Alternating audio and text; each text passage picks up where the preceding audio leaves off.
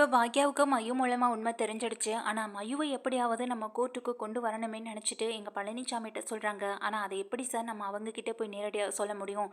இந்த விஷயம் தெரிஞ்சாலே அவங்க மயுவை வந்துட்டு அழைச்சிட்டு வர மாட்டாங்களேன்னு சொல்லி எங்க பழனிசாமிட்ட சொல்ல, பழனிசாமியும் யோசிக்கிறாங்க. என்ன பண்ணுறதுன்னு தெரியலையே. மயுவை அன்னைக்கு கூட்டிகிட்டு வரணும். அதே நேரம் நம்மளும் போய் கூப்பிட முடியாது. அவங்களுக்கு உண்மையும் தெரியக்கூடாது.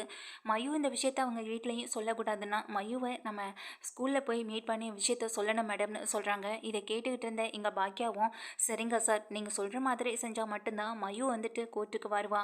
அவள் மூலமாக நம்ம வாக்குமூலத்தை வாங்க முடியும்னு சொல்ல, இங்கே யாருக்கும் தெரியாமல் மயு ஸ்கூலுக்கு போன பிறகு மயுவை ஸ்கூலுக்கு பார்க்க போகிறதுக்காக போகிறாங்க. அங்கே போயிட்டு ரெஸ்ட் டைமில் எங்கள் மயுவை பார்த்து விஷயத்த சொல்கிறாங்க. சரிங்க ஆண்டி, நான் அம்மா கூட வந்துடுறேன் அப்படின்னு சொல்லி அனுப்பிவிடுறாங்க. இதை கேட்ட பாக்கியம் ரொம்ப சந்தோஷப்படுறாங்க. பழனிசாமியும் சரி சரி பாப்பா நீ வந்துடு அப்படின்னு சொல்லிட்டு இங்கே வெளியில் வந்துடுறாங்க. இப்போ ஓகே தானே மேடம்னு சொல்ல, இல்லை சார், எனக்கு இன்னமும் மனசு படபடன்னு இருக்குது. என்ன இருந்தாலும் எங்கள் மயு சின்ன பிள்ளை, அவள் சொல்கிறத கேட்டு அவங்க ராதிகா கூட்டிகிட்டு வந்துடுவாங்களா எனக்கு சந்தேகமாகவே இருக்குன்னு சொல்ல, அதெல்லாம் மயு ரொம்ப சமத்தான பிள்ளை, கண்டிப்பாக வந்துடுவான், அவள் பாட்டிக்கானாலும் வருவா அப்படின்னு சொல்லிட்டு இங்கே கம்பல் பண்ணி பாக்கியாவையும் கூட்டிகிட்டு போயிடுறாங்க. இப்போ வந்து வீட்டில் இருக்கிற மயு வந்துட்டு யோசனையிலே இருக்காங்க. ஆண்டி வந்து பேசினாங்க நம்மக்கிட்ட, நம்ம இது அம்மா கிட்ட சொல்லுவோமா அப்படின்னு சொல்ல, வேண்டாம் வேண்டாம், நேற்றே பாட்டியும் அம்மாவும் என்னை பயங்கரமாக திட்டினாங்க, இந்த விஷயத்த சொன்னால் இன்னும் மோசமாக திட்டுவாங்க, அப்புறம் எதுக்கு நீ வந்துட்டு கோர்ட்டு வரைக்கும் வரேன்னு சொல்லி கேள்வியும் கேட்பாங்க. நம்ம ஈஸ்வரிய பாட்டியை காப்பாற்றணும்னா அம்மா கிட்டேயும் பாட்டிக்கிட்டேயும் விஷயத்த சொல்லக்கூடாது. நம்ம அம்மாவை கூடவும் பாட்டி கூடவும் கிளம்பி கோர்ட் வரைக்கும் போனால் மட்டும்தான் பாட்டின்றதுலேருந்து காப்பாற்ற முடியும்னு மையும் நினச்சிட்டு இருக்காங்க.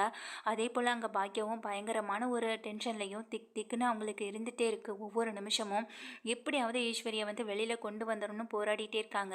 இந்த விஷயத்த வீட்டில் போய் சொல்கிறாங்க. இதை கேட்ட தாத்தாவுக்கு புதுசாக ஒரு நம்பிக்கையும் பிறக்குது. கண்டிப்பாக ஈஸ்வரி வெளியில் வந்துருவாள்லம்மா அப்படின்னு சொல்லி கண்கலங்கி அழுகிறாங்க. அதுக்கு பாக்கியாவும் அதெல்லாம் கண்டிப்பாக வந்துடுவாங்க, நீங்கள் எதுக்கும் கவலைப்படாதீங்கன்னு சொல்கிறாங்க. இப்போ வீட்டில் இருக்க சென்னியிலேருந்து இனியா வரைக்குமே எல்லாருக்கும் பயங்கர சந்தோஷம். மயுவை மட்டும் எப்படியாவது அந்த கோர்ட்டுக்கு வந்துட்டானா நம்ம பாட்டியை காப்பாற்றிடலான்டா இனியான்னு சொல்ல, நான் வேணா ஏதாவது ஹெல்ப் பண்ணணுமான்னு கேட்குறாங்க. இல்லைடா, அதுக்கு தான் நான் இன்னைக்கு பழனிசாமி சாரை கூட்டிகிட்டு நேராக ஸ்கூலுக்கே போய் மயுவை பார்த்து விஷயத்த சொல்லிட்டு வந்திருக்கேன். மயு இந்த விஷயத்தில் நமக்கு உதவி பண்ணுவான்னு எனக்கு தோணுதுன்னு சொல்கிறாங்க. இதை கேட்ட இனியாவும் சரிம்மா அப்படின்னு சொல்லிட்டு ரொம்ப அமைதியாக இருந்துட்டு இருக்காங்க. அடுத்த நாள் கோர்ட்டுக்கு எல்லாருமே கிளம்பிட்டு இருக்காங்க. அதே போல் அங்கே ராதிகா கமலான்னு 2 பேரும் கிளம்பிட்டு இருக்கேன். மயு கேட்குறாங்க, மம்மி நானும் வரட்டுமான்னு சொல்லி கேட்குறாங்க. இல்லை மம்மி, எனக்கும் வீட்டில் இருக்க இன்றைக்கி ரொம்ப போர் அடிக்கும், அதுவும் தனியாக இருக்கணும்னு சொல்ல, நீ எதுக்குமா வீட்டில் இருக்கிற, நீ ஸ்கூலுக்கு கிளம்பி போடா அப்படின்னு சொல்கிறாங்க. மம்மி இன்னைக்கு ஸ்கூல் லீவு, அதை மறந்துட்டிங்களா அப்படின்னு கேட்க, இன்றைக்கி எதுக்குடா ஸ்கூல் லீவு அப்படின்னு கேட்குறாங்க ராதிகா. இல்லை மம்மி, ஸ்கூலில் ஒரு சின்ன ஃபங்க்ஷன், அதனால தான் எங்கள் கிளாஸ்க்கு லீவ் விட்டுருக்காங்க மம்மி அப்படின்னு சொல்கிறாங்க எங்கள் மயு. அப்படியா மயு, சரி நீ வீட்டில் இருக்கிறியான்னு சொல்ல, இங்கே உடனே கமலா கேட்குறாங்க, இந்த பாப்பாவை வீட்டில் விட்டுட்டு நம்ம எப்படி போக முடியும், மயுவையும் மயுவையும் கூட்டிகிட்டு போகலான்னு சொல்ல, அங்கே போலீஸ் ஸ்டேஷனுக்கும் கோர்ட்டுக்கும் எதுக்குமா இவளை கூட்டிகிட்டு இழுத்துட்டு போயிட்டுருக்கணும், பேசாமல் இவளை வீட்டில் விட்டுட்டே போகலாம், இவள் வீட்டில் கதவை உள்ள லாக் போட்டுட்டு இருக்கிறாட்டம், நம்ம போயிட்டு சீக்கிரம் வந்துடலான்னு சொல்லிட்டு இருக்காங்க. ஆனால் அதுக்கு முன்னாடியே இங்கே கோபி சீக்கிரமாக கிளம்பி அங்கே கோர்ட்டுக்கு தலை தெறிக்க ஓடிடுறாங்க. பாத்தி இல்லைம்மா, அங்கே அவங்க அம்மா ஜெயிலில் இருக்காங்களாம், அதுக்காக இங்கே என்னையும் கண்டுக்கிறது கூட இல்லை, பாத்தி இல்லைம்மான்னு சொல்ல, அதெல்லாம் எத்தனை நாளைக்குன்னு நம்மளும் பார்க்கத்தானே போகிறோம், இன்றைக்கி அவளுக்கு சரியான தண்டனை கிடைக்கத்தான் போகுது, அதை பார்த்து நான் சந்தோஷப்படத்தான் போகிறேன்னு சொல்லிட்டு இருக்காங்க. இதெல்லாம் கேட்டுட்டு நான் மயுவுக்கு தான் ஒன்றுமே புரியலை. இன்றைக்கி எப்படியாவது மம்மி கூட போயாகணும், இவங்க சொல்கிறத கேட்கவே கூடாதுன்னு நினச்சி பயங்கர சுகமாக இருந்துட்டு இருக்காங்க. கொஞ்ச நேரத்தில் இங்கே ராதிகாவே, சரி மயு, உன் முகத்தை பார்க்கும்போதே எனக்கு ரொம்ப கஷ்டமாக இருக்குது, உன்னை தனியாக வீட்டில் விட்டுட்டு போகிறதுக்கும் என்னால் முடியலை, சரி நீ கிளம்புன்னு சொல்ல, என்னடி ஆச்சு, நீ வீட்டில் இருக்க சொன்னால் இப்போ நீயே கூட்டிகிட்டு போகணுன்னு சொல்லி கேட்குறாங்க. பார்த்து இல்லாமல் அவள் முகத்தை எப்படி வாடி போயிருக்குன்னு அப்படின்னு சொல்லிட்டு இங்கே மயோ ரெடி ஆயிடுறாங்க. சரி வாங்கன்னு சொல்லி எல்லாரும் கோர்ட்டுக்கு போக, அங்கே பாக்கியா வந்துட்டு பார்த்துட்டே இருக்காங்க எட்டி எட்டி, இங்கே மயு தான் வராளான்னு பார்த்துட்டே இருக்காங்க. கடைசி பார்த்தா பாக்கியாவும் கமலாவும் வந்து இறங்க, பின்னாடியே வந்துட்டு மயுவும் இறங்க, அப்பாடான்ற ஒரு நிம்மதி அவங்களுக்கு அப்போ தான் கிடைக்குது. சார், மயு சொன்ன மாதிரியே வந்துட்டான்னு சொல்ல, பச்சை பிள்ளைங்க என்னைக்கு மேடம் போய் சொல்ல போகுது, அந்த பாப்பா நமக்கு உதவி பண்ண தான் வந்திருக்கு, நீங்கள் தைரியமாக இருங்க, காப்பாற்றலான்னு சொல்ல எல்லாருமே மயுவை தான் பார்க்குறாங்க. இதை பார்த்துட்டு இந்த கமலா உடனே ராதிகாட்ட சொல்கிறாங்க, எப்படி வெறிக்க பார்க்குறாங்க பாரு, நம்ம பிள்ளைக்கு முதல்ல திருஷ்டி சுற்றி போடணும் அப்படின்னு சொல்லிட்டு இருக்காங்க. உன் வயிற்றில் இருந்த குழந்தைய கலைச்சது மட்டும் இல்லாமல் இப்போ மயுவையும் உன்கிட்டேருந்து எப்படி பிரிக்கலான்னு பிளான் பண்ணுவாங்க போலன்னு சொல்லிட்டு இங்க ராதிகாவையும் மயுவையும் தனியா கூட்டிட்டு நேரா உள்ள போறாங்க. பின்னாடியே இங்க பாக்கியா அப்புறம் அவங்க ஃபேமிலிஸ் எல்லாருமே உள்ள போறாங்க. 2 ஃபேமிலியும் உள்ள போக அங்க விசாரணை ஆரம்பிக்குது. ஒரு ஒருத்தல விசாரிக்க இங்க ஈஸ்வரி பயந்து போய் நின்னுட்டு இருக்காங்க. இன்னைக்கு என்ன தீர்ப்பு வரும்? நமக்கு தண்டனை கிடைக்குமா? இல்ல நம்மள ரிலீஸ் பண்ணுவாங்களான்னு பயத்துல இருந்துகிட்டு இருக்க.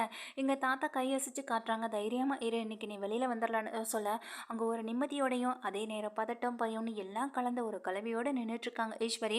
இங்க எல்லாரும் பேசிட்டு இருக்க. ஜட்ஜ் வந்துட்டு தீர்ப்பு வந்துட்டு எழுத போறாங்க. அந்த நேரம் பார்த்து மயு, நான் ஒரு முக்கியமான விஷயத்த சொல்லணும் அப்படிங்கிறாங்க. உடனே அந்த பாப்பாவை இங்க கூப்பிடுங்க, எதுவாக இருந்தாலும் இங்க வந்து பேச சொல்லுங்க அப்படின்னு சொல்ல இங்க மயுவை வந்து கூப்பிட்டு பேசுறாங்க. மயுவும் நேரா இங்கே தான் வராங்க. நேரா இங்கே வர மயுவை வந்து பார்த்துட்டு என்னப்பா யாரு நீ அப்படின்னு சொல்லி கேட்க, நான் தான் எங்க ராதிகான்னு சொல்லி கேஸ் கொடுத்துருக்காங்கல்ல அவங்களோட பொண்ணு அப்படின்னு சொல்ல, சரி பாப்பா நீ என்னத்தை பத்தி பேச போற அப்படின்னு சொல்லி கேட்குறாங்க. அன்னைக்கு நடந்த விஷயத்தை பத்தி நான் சொல்லணும்னு சொல்லிட்டு இருக்கேன். எங்க ராதிகாவும் கமலா உட்காந்துருக்க. கமலா வந்துட்டு என்னடி எதுக்காக மயு அங்கே அனுப்பியிருக்க அப்படின்னு சொல்ல, நான் என்னம்மா பண்ணுறது, அவள் தான் ஏதோ பேசணும்னு சொன்னா அப்படின்னு சொல்கிறாங்க.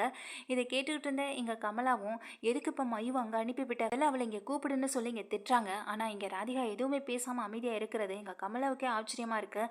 அப்போ தான் அங்கே மயு நடந்த விஷயத்த ஒன்று ஒன்றா தெளிவாக எங்கள் சர்ச்சுக்கிட்ட சொல்கிறாங்க. இதை கேட்ட சர்ச்சும் வந்துட்டு, என்ன பாப்பா சொல்கிற, அப்புறம் ஏன் இத்தனை நாளாக இந்த விஷயத்தை பற்றி நீ பேசாமல் இருந்த, எதுக்கு அமைதி காத்திருந்தன்னு சொல்லி கேட்குறாங்க. எனக்கு இவ்வளோ பெரிய பிரச்சனை நடக்குது, இது இவ்வளோ பெரிய இஷ்யூவாக நடந்துட்டுருக்குன்ற விஷயமே எனக்கு தெரியல மேடம் அப்படின்னு சொல்கிறாங்க எங்கள் அம்மாயும்.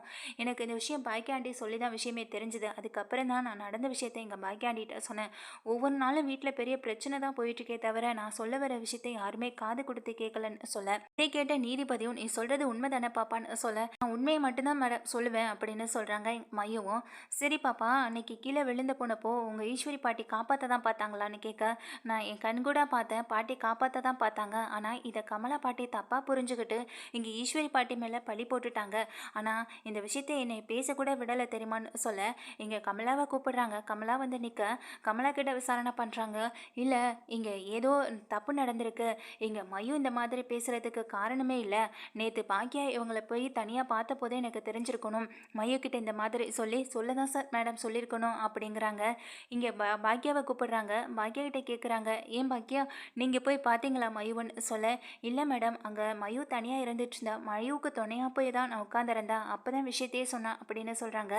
இப்போ மயு நீ தான் உண்மையை சொல்லணும்னு சொல்லிட்டு நீதிபதி மயுகிட்ட கேட்க, ஆமாம் பாக்கியா ஆண்டி சொல்கிறது தான் உண்மை, அங்கே நான் தனியாக நின்றுட்டு இருந்தேன், அங்கே 2 3 பசங்க இருந்ததுனால பயந்துட்டுருப்பேன்னு சொல்லி தான் எங்கள் ஆண்டி எனக்கு துணைக்கு வந்து இருந்தாங்க. இது தெரியாமல் கமலா பாட்டியும் எங்கள் மம்மியும் தான் எங்கள் பாக்கியா ஆண்டியை தப்பாக நினச்சி திட்டிட்டு போயிட்டாங்கன்னு சொல்ல எங்கள் ராதிகாவையும் கூப்பிட்டு விசாரிக்கிறாங்க. ஆமாம் மேடம்னு உண்மையை சொல்ல, அப்புறம் எப்படி நீங்கள் கம்ப்ளைண்ட் கொடுத்தீங்க அப்படின்னு சொல்லி கேட்குறாங்க. நான் கம்ப்ளைண்ட் கொடுக்கலையே மேடம்னு எங்கள் ராதிகா சொல்ல, ஆனால் உங்ககிட்ட விசாரணை செய்யும் பொழுது நீங்கள் சொன்ன விஷயம் அவங்க பிடிச்சி கீழே தள்ளி விட்டாங்கன்னு தான் சொன்னீங்க. அவங்க பிடிச்சாங்களா பிடிக்கலையான்றது கூட உங்களுக்கு சரியாக தெரியல, உங்களை காப்பாற்ற வந்தாங்களா தள்ளி விட்டாங்களான்றது கூட உங்களுக்கு தெரியலைன்னு எங்கள் ராதிகாவை திட்டுறாங்க. அது என்னுடைய தவறு தான் மன்னிச்சிருங்கன்னு சொல்ல, அங்கே நின்று கோபிக்கு பயங்கர சந்தோஷமாயிடுது. தன்னுடைய அம்மா மேலே எந்த தப்பும் இல்லை, எப்படியோ மயு மூலமாக தன்னுடைய அம்மா வெளியில் வந்துட்டாங்களே நினச்சி சந்தோஷத்தில் இருந்துகிட்ருக்காங்க. இப்போ மொத்த குடும்பமும் சந்தோஷமடைய ஈஸ்வரிக்கும் வந்துட்டு பயங்கர ஹாப்பியாக இருக்குது. அப்போ தான் எங்கள் கமலாவை பார்க்குறாங்க. கமலாகிட்ட கேட்குறாங்க, பொய்யான கம்ப்ளைண்ட் கொடுத்துருக்கீங்க அப்படின்னு சொல்லி உங்களை நாங்கள் உள்ளே தூக்கி வைக்க முடியும் சரியா அப்படின்னு கேட்க, அது இல்லை மேடம் அப்படின்னு தயங்கி நின்றுட்டுருக்காங்க. இதை உடனே எங்கள் ராதிகாவை பார்க்குறாங்க. ஆனால் எங்கள் ராதிகா எதுவுமே பேசாமல் தலை குனிஞ்சு நிற்க இது கமலாவுக்கு அதிர்ச்சியை கொடுக்குது. நீதிபதி சொல்கிறாங்க எங்கள் கமலா கிட்ட, அதே நேரம் எங்கள் போலீஸையும் கூப்பிட்டு விசாரிக்கிறாங்க. தப்பாக விசாரணை செய்த, அதாவது எதையுமே சரிவர விசாரணை செய்யாமல் இப்போது குற்றம் சுமத்தப்பட்ட இந்த ஈஸ்வரி மேலே தவறான பழியை போட்டதற்காக இங்கே கமலா மேலேயும், சரியான விசாரணை செய்யாத இங்கே இந்த லேடி போலீஸ் மேலேயும் தக்க சன்மானம் வழங்கணும். அதே போல் இவங்களுக்கு கடுங்காவல் தண்டனையாக 6 மாத சிறைக்காவல் தண்டனையும் கொடுக்கணும்னு சொல்லி தீர்ப்பு வழங்குறேன்னு சொல்லிடுறாங்க. இதை கேட்டு இங்கே கமலா அதிர்ச்சியாக, ஐயோ மேடம் அப்படின்னு சொல்லி கதறி அழுகிறாங்க. ராதிகா என்னை காப்பாற்று அப்படின்னு சொல்ல, இங்கே ராதிகா எதுவுமே பேசாமல் அமைதியாக நின்றுட்டுருக்காங்க. இங்கே மயு வந்துட்டு பார்க்குறாங்க. மயுவும் கண்கலங்கி நின்றுட்டுருக்காங்க.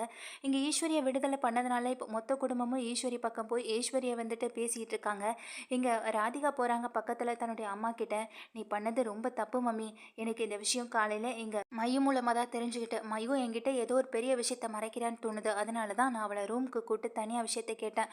அப்போ என்கிட்ட அவள் எல்லா விஷயத்தையும் சொல்லிட்டேன். இதை அவ என்கிட்ட சொன்ன அந்த நிமிஷமே எனக்கு ரொம்ப அதிர்ச்சி ஆயிட்டுமா. அதனால தான் உன்கிட்ட கூட விஷயத்த சொல்லாம, உன்கிட்ட சொன்னா நீ கோர்ட் பக்கமே வரமாட்ட. அப்புறம் எப்படி நான் இந்த அத்தைய வெளியில கொண்டு வர முடியும்? அதனால தான் உன்னையும் கூட்டிட்டு வரதுக்காக தான் எனக்கு எந்த விஷயமும் தெரியாதபடி நானும் மயுவ கூட்டிட்டு வந்தேன்னு எங்க ராதிகா சொல்ல, இதை கேட்ட எங்க கமலா அதிர்ச்சி ஆகுறாங்க. இப்போ நீ உன் குடும்பத்து பக்கம் சாஞ்சிட்டல்ல அப்படின்னு சொல்லி கேட்க, இதை கேட்ட ராதிகா வந்துட்டு தப்பு யார் பண்ணியிருந்தாலும் அவங்களுக்கு சரியான தண்டனை கிடைச்சு தானே ஆகணும்.